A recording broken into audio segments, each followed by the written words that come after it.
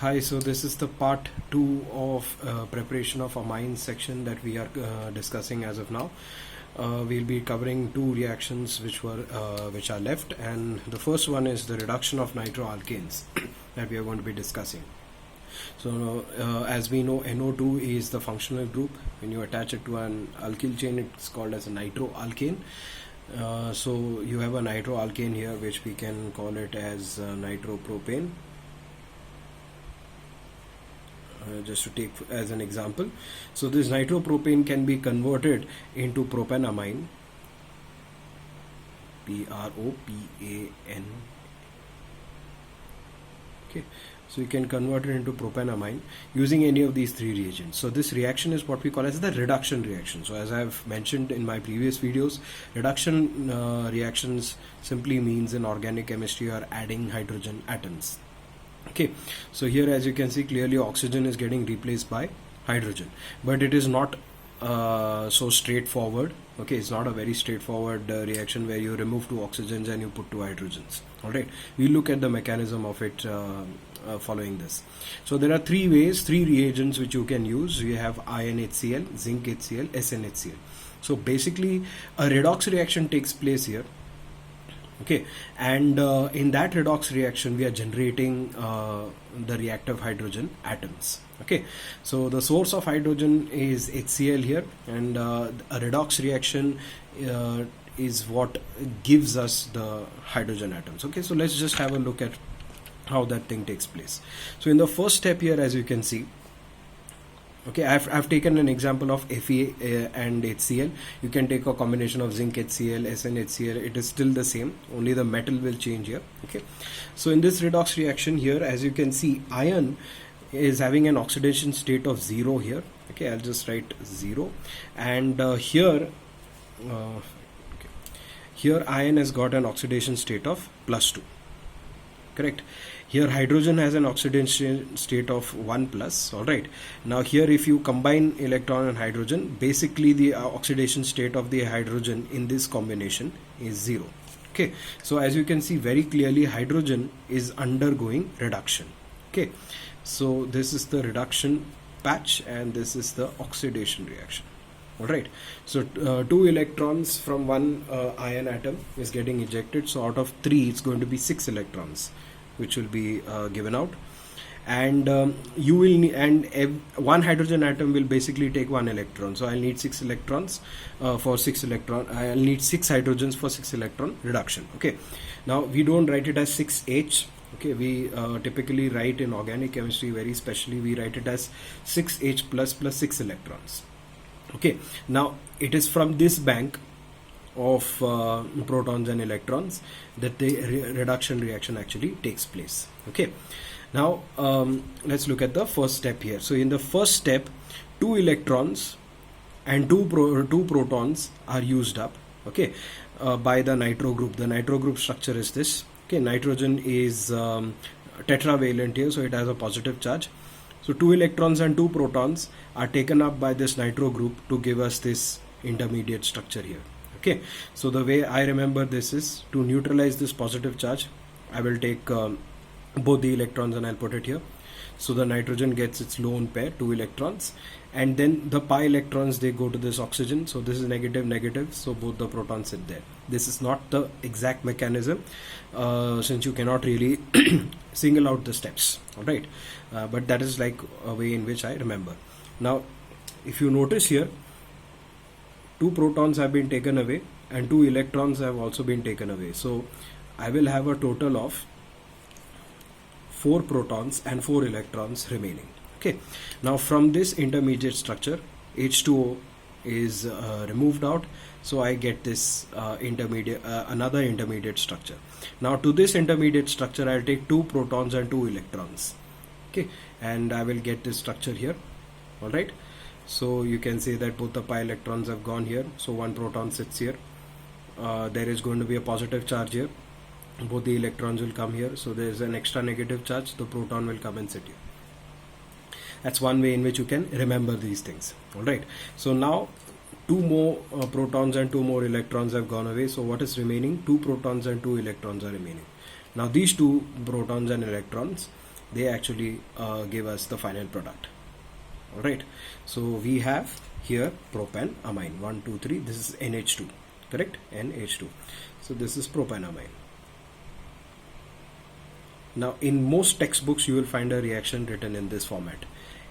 Okay, NO2, the alkyl nitroalkane plus 6 hydrogens and FeHCl, and then you have this propanamine. Now many people, they get confused, from where did this 6 hydrogens come, and here there are only 2 oxygens and only 2 hydrogens are used up. Where are the other 4 hydrogens? Okay, so I hope you understood more or less as to how that thing is happening here. Okay, here basically a water molecule is ejected out. So as you can see, 2 hydrogens have been used up here. And where did those 2 oxygens go? With the 2 water molecules. Alright. So in your textbooks you will find 6H like this. So what does this mean? This means nascent hydrogen. Okay. Nascent hydrogen means a reactive hydrogen. So 6H, now you cannot really single out nascent hydrogens like this. They exist in this format. Okay, so any atom inside a square bracket in a reaction, when you see, it means that that atom is nascent. Okay, so it has been obtained from a redox reaction. So 6 hydrogen, nascent hydrogen atoms have been obtained from this redox reaction of Fe and HCl. Okay, so I hope you understood from where these 6 hydrogens have come, 6 nascent hydrogens, and how this reduction has taken place. Now moving on to the last type, that is alkylation of ammonia. Okay, so a very straightforward way to actually make amines, that would be you take an alkyl halide, treat it with ammonia. You are expecting a primary amine in this sense. Okay, primary amines means one nitrogen atom attached to 1 carbon atom. This is what is expected, but in reality this is what you get. We get the quaternary ammonium salt. So what compound is this? This is chloropropane. This is chloropropane. So I was expecting propanamine. But I have got a quaternary ammonium salt. Basically a tetra, you will find, you can say, call this as tetrapropyl quaternary ammonium salt. Okay, now how is this coming up instead of this? Okay, let's have a look at that. So in the first step, we have ammonia here, and you have an alkyl halide. In alkyl halides, the halogen atom can readily leave the system. So it will leave with both the electrons. So this carbon will be positive. You have a lone pair on nitrogen, so it will pick up this electrophilic site, and you get an intermediate like this. Okay, now nitrogen has got 4 valencies. 1 valency is given out, where Cl will attack one of the hydrogens, and it will form HCl. And you have these 2 electrons which are obtained by breaking this bond forms the lone pair. Okay, now as you can see here, this lone pair is there. This lone pair will actually hunt for other alkyl halides. Okay, it won't stop here. Now what is the difference between these 2? Not much. Of course, basicity will be different, but the nature of this nitrogen atom, which is nucleophilic in nature, that nature will not change because these lone pairs are there. That lone pair is what gives nitrogen the nucleophilic nature. So it will hunt for other alkyl halides. So you will come across another alkyl halide, same story. Okay, the halogen will quietly leave, the nitrogen will attack the electrophilic carbon here. Okay, so you get a tetravalent nitrogen. So chlorine will remove this hydrogen, and this hydrogen will leave behind 2 electrons, which will be the lone pair here. Okay, same story. Lone pair on nitrogen, so it is nucleophilic, it will look for other alkyl halides. So chlorine again will leave from another alkyl halide. This lone pair will attack this carbon atom, which will be positively charged since both the electrons are going to chlorine. Again nitrogen attains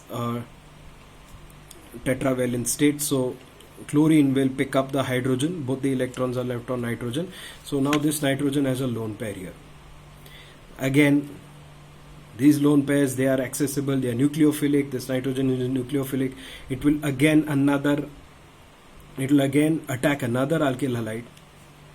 Okay, now what is the structure that you will get is this. Okay, a very weird, this is the fun part. I mean, you can just draw patterns, it will look like Spider-Man I don't watch many Marvel movies, but yeah, it kind of looks like Spider-Man or a spider, sort of. Whatever. Yeah, I mean, they don't really have 4 legs, they have more than that. So anyway, that's not the point. The point is, now here on nitrogen, there are no lone pairs. Now this nitrogen will not go on looking for other alkyl halides. Okay, now since there is a positive charge on nitrogen, there is going to be a counter ion, which is Cl minus, released from here, which is going to be along with this quaternary ammonium salt. Okay, quater means 4. Okay, so you have 4 alkyl groups attached on nitrogen with a positive charge. So in order to neutralize that positive charge, it will require a counter ion, which is Cl minus.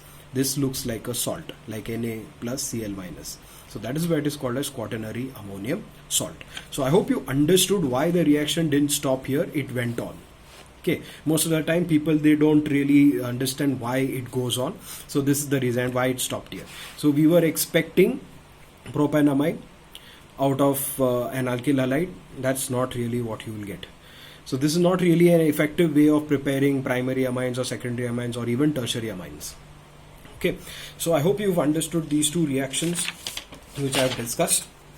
I'll just project the page for you for a while, this mechanism. So at any point of time, if you felt you missed out on anything, you can pause the video and check it out. Okay. So now let's move to the last part of this video, that is a bunch of examples. Okay, so I have given 4 reactions here. Now these 4 reactions, you can give it a try. You can pause the video, note down these reactions, solve them, and after you finish, I will give you the solution. So you can pause the video now and check it out. So I'm guessing you've paused the video, you worked it out. Okay, so now I'll just put up the solutions for you. Now if you look, LAH is simply lithium aluminum hydride. Okay, now I have an amide group here. Lithium aluminum hydride will reduce the amide group. Okay, basically will remove this C double bond O and it will put 2 hydrogens here. Okay, so this is how you do the reaction. Alright, so NH2 is not affected. Here I won't put double bond O. Instead of that, there will be 2 hydrogen atoms, the 2 hydrides which came from lithium aluminum hydride. So this is the amine which we needed. Now this same amide can undergo this reaction. Now there are a couple of reagents here, Br2, NaOH, H2O. You have Br2, you have a dihalogen, you have a base, you have water, and you have an amide. This is Hofmann degradation. Simple. This is Hofmann degradation. In Hofmann degradation, this carbon atom along with this double bond O will completely go away. Okay, so this entire group goes away. So this NH2 will be attached to this carbon atom. Okay, so let's try that. So 1, 2. As I said, NH2 is attached to this carbon atom. So I will draw another line and I'll write NH2 here. And I'll put an alkyl group to finish it. So I hope you understood how to do this. So as you can see, the length of the chain reduced. So we had 1, 2, 3, 4 carbon atoms. Now it is reduced to 1, 2, 3. This is the extra alkyl group which is there. So this was Hofmann degradation. Now here you have a nitrile with lithium aluminum hydride.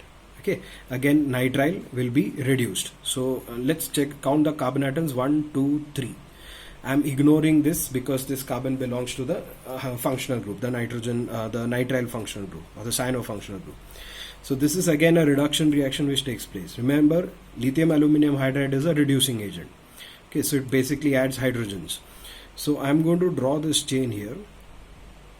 I'll put the group. Now this is 1, 2, 3. Now I'm going to take this carbon also, 4th. This is going to be the corner of that 4th carbon atom, and you have NH2 here. So what has happened here? The length of the chain increased. 1, 2, 3. Now it is 1, 2, 3, 4.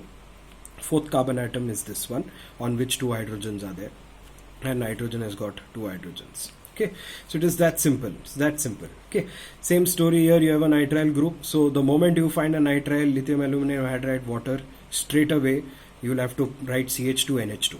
Okay, 2 hydrogens for this carbon, 2 hydrogens for this nitrogen. So this becomes a benzonitrile compound.